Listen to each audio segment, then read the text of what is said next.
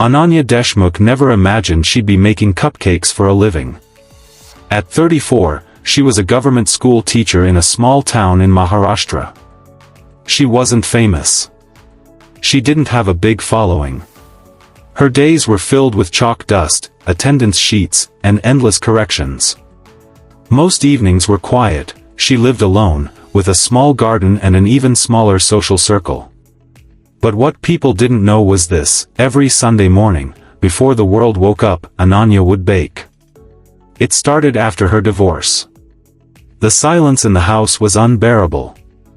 So one morning, she opened a cookbook her mother had gifted years ago, and made banana bread. It wasn't perfect, but for the first time in months, the kitchen smelled like hope. One loaf became a hobby. The hobby became a ritual. She started bringing baked treats to school, first for colleagues, then for students. Slowly, people started noticing.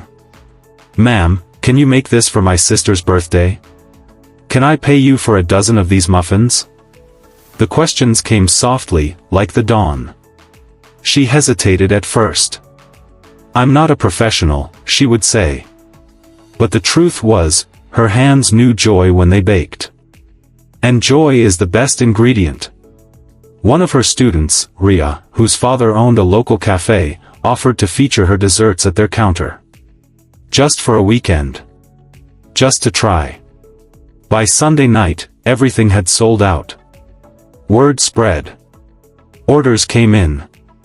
She still taught during the day, but now her nights were spent with mixing bowls and vanilla extract. She called her little brand the Quiet Whisk. No fancy marketing. No website. Just handwritten tags and heartfelt baking. A local newspaper featured her. Then a small food magazine.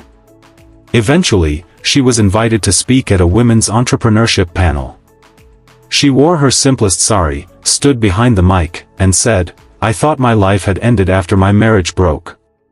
But healing came, not loudly, not all at once, but in a warm kitchen, with flour on my hands and a heart slowly rising like dough." Today, Ananya runs a small bakery from her home. She still teaches. She still lives in the same quiet town. But now, she is known, not for her setbacks, but for her sweetness, her strength, and the courage to start again. Moral: not all success is loud. Sometimes it whispers. And sometimes, it smells like cinnamon and fresh hope.